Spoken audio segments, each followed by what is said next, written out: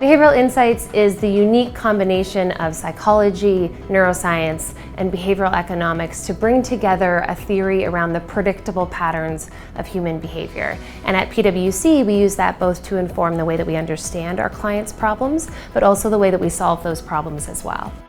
So Canadian banks need to understand in a time of a recession that consumer behavior does change. The good thing is that science allows us to understand how it changes and why. Traditionally, consumers already have very quirky and irrational ways that they make decisions about their money. Primarily in that they like to actually spend and experience today, even if it means in the future it might not be so good for them. And this is just because we have a tendency to be relatively overconfident in a stable future. And this is okay, this is predictable. And because of that, we're able to design experiences and products and services to mitigate against those issues. In a recession, the model is flipped. Rather than focusing on the present, they have a tendency to focus on the short-term future. And this leads to a heightened focus on fees, lower risk tolerance, a stronger aversion to losses of cash flow.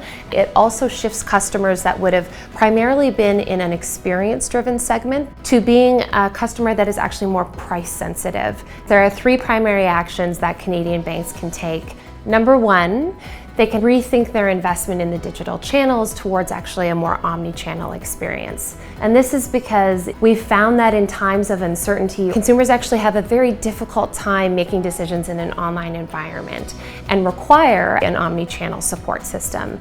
And so creating an empirically based or science-based decision model to be able to know how to invest, modify, and actually manage an omni-channel experience flow can help reduce some of the customer churn that can be experienced.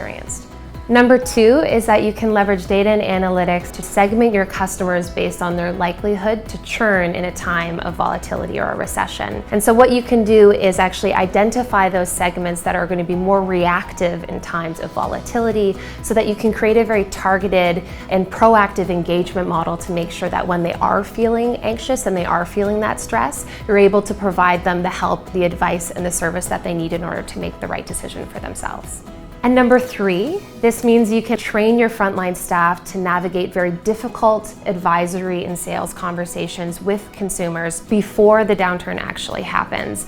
And the importance of this is so that when the downturn does occur and consumers and frontline staff are both feeling a little bit of anxiety, they can have those conversations in a way that is still very proactive, productive, and maintains the relationship, while also allowing the frontline staff to meet their performance targets in an ethical way.